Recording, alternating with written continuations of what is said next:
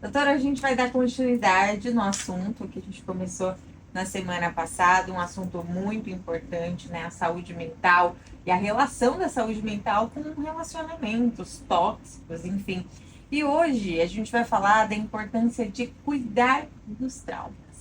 Então, nós falamos sobre dois grandes vilões que, na verdade, se comportam como um só, que é quando a pessoa tem relacionamentos tóxicos e abusivos, e isso pode acontecer no ambiente de trabalho, que a gente falou bastante, Sim. e em todos os outros relacionamentos. E eu finalizei o programa da semana passada falando que a causa da pessoa passar por relacionamentos tóxicos normalmente é trauma na infância e na adolescência. Então eu vou trazer uma frase aqui para iniciar, para trazer uma reflexão. Eu não sou o que aconteceu comigo. Eu sou o que eu escolhi me tornar. Essa frase é do Jung. Você acha que é assim? Eu acho, doutora, porque se a gente for se basear no que aconteceu com a gente, na vida a gente passa por muita coisa, né? Então, Sim, conscientemente é assim. Mas tem muitas pessoas que têm dificuldade ou passam por muitos desafios para conseguir realmente colocar essa frase em prática. Então, o mais importante é a pessoa entender o que aconteceu. Por quê?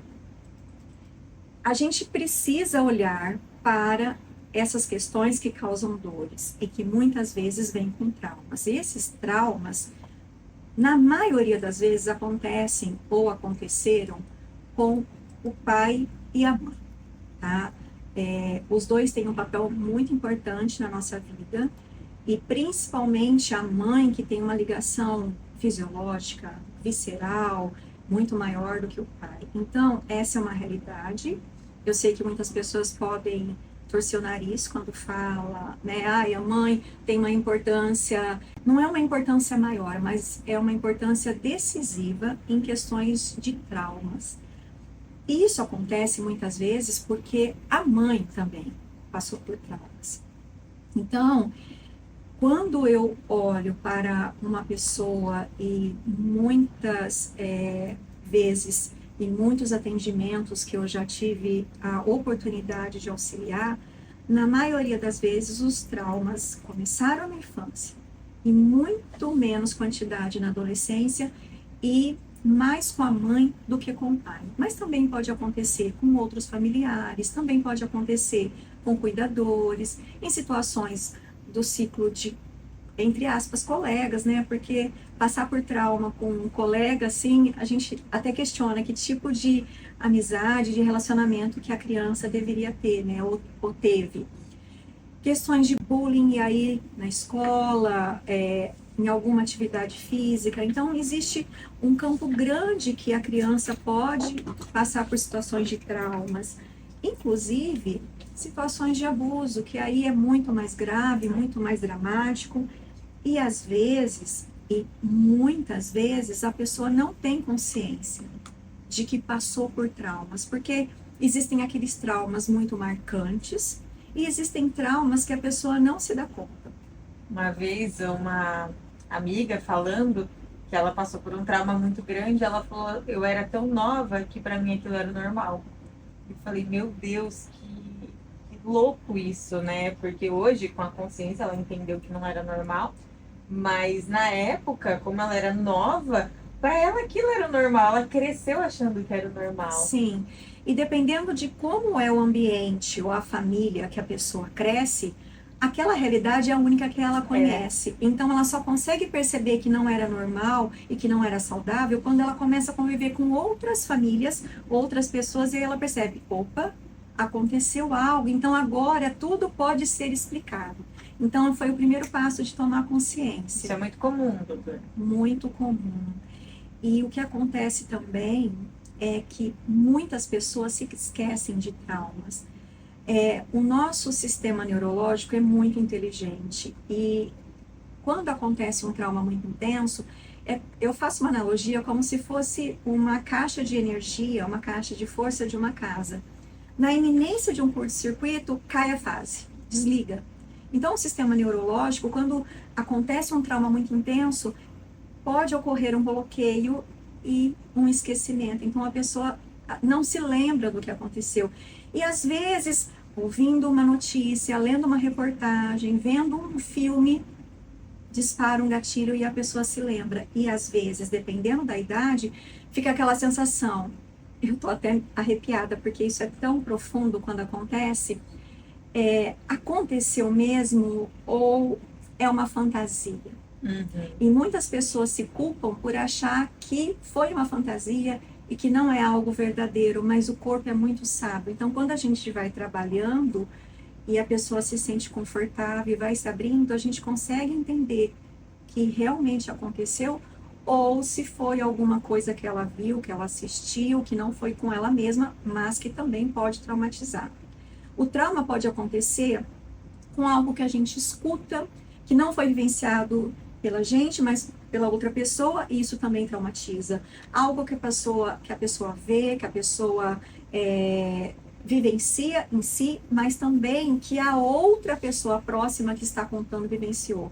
Por isso, a gente tem que tomar muito cuidado para quem conta o que aconteceu, como conta e como a gente também vai escutar. Porque se a gente não colocar um limite, a gente pode sim passar por um trauma só por ouvir alguém. Por isso é importante quem trabalha com isso ter treinamento e passar sempre por atualização, porque não é simples trabalhar com trauma, é algo muito complexo. E muitas vezes a pessoa só consegue auxiliar a outra se ela tem experiência com aquilo, porque ela vivenciou, então ela sabe o que aconteceu e todas as repercussões. Então, trabalhar com trauma é algo muito delicado, Carol. Então, qual é a primeira coisa que a gente precisa entender? Para aquela pessoa que tem dores e passou por trauma, ela vai precisar olhar. E para olhar, cuidar do que aconteceu, ela precisa estar num ambiente seguro. Ela pode, de alguma forma, conseguir isso sozinha? Consegue, é possível. Só que pode ser muito doloroso. Para ela fazer isso em terapia, ela precisa ter uma confiança grande no profissional, ela precisa sentir que ela está sendo ouvida de verdade, precisa ter uma conexão. Então, é muito importante saber quem ela procura. Porque se não tiver empatia e conexão, quem tem trauma tem muita dificuldade de se abrir, na maioria das vezes. Então, a pessoa precisa se sentir totalmente segura, porque faltou segurança e por isso ela teve trauma. Então, normalmente é isso que acontece, tá? Uma outra coisa que é muito importante. A gente não vai ter como voltar no passado e mudar o que aconteceu. Essa é uma realidade. Só que a gente pode, com a consciência que a gente tem e com o amadurecimento que a vida adulta nos traz, ressignificar o que aconteceu. Então, é muito importante que a gente entenda que toda criança é vítima. A criança, ela não provoca nada. Então, quando a pessoa entende isso, e principalmente se ela está em terapia, se ela tem auxílio de alguma forma, ela consegue entender que ela não foi responsável pelo que aconteceu, ela deixa essa responsabilidade com quem provocou, e aí ela começa a andar com a repercussão que veio no corpo dela e na vida dela. Então, ela começa a conseguir olhar para aquilo de forma mais profunda. É como se ela começasse a conseguir se libertar daquilo.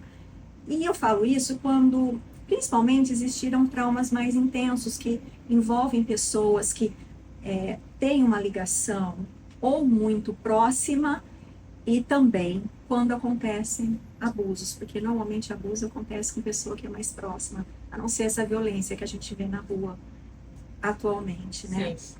Então, é importante que a pessoa comece a fazer um movimento de sair daquele papel que ela se colocou de vítima, que é real. Mas que ela precisa começar a se olhar e trazer a sua responsabilidade para viver bem. Então, a responsabilidade do que aconteceu ficou com aquela pessoa causadora. Mas ela precisa se responsabilizar pela vida dela. Por começar a viver melhor e mais feliz e mais leve dentro das possibilidades que aquela pessoa tem. porque existem marcas profundas que algumas vezes vão ter a necessidade de se olhar a vida toda, mas algumas não. A gente consegue falar, não, agora eu estou bem e vamos com os desafios e vamos viver assim mesmo. Algo que é importante, né? Aquela decisão de falar, não, eu vou procurar ajuda ou eu vou viver da melhor forma que eu consigo. E quando a gente olha para isso, para aquelas dores e para aqueles traumas, muitas vezes a pessoa precisa fazer um trabalho com o que é conhecido como criança interior ferida. Porque se a pessoa, se o adulto tem aquele trauma, ela tem a criança interior dela ferida. E a criança interior é uma potência, é ela que nos dá criatividade, é ela que nos dá alegria, é ela que nos faz viver bem, em contentamento. Então a gente precisa olhar para isso. Porque quando a gente olha para a nossa criança interior, a gente consegue deixar o nosso adulto no comando, ditando as regras, sem que aquela criança ferida fique ali no nosso volante, no volante da nossa vida, querendo pilotar tudo. Imagina uma criança pilotar a nossa vida. Isso pode ser muito perigoso. Então a gente precisa olhar e falar assim, não, deixa eu fazer o que eu posso com o que aconteceu com a minha infância, me acolher, ter uma conexão verdadeira comigo, trazer a minha criança feliz, que é autêntica, e assim eu vou ser uma pessoa autêntica e íntegra.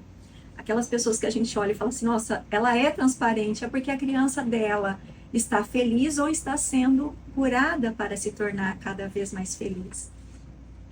E por que que eu trago isso?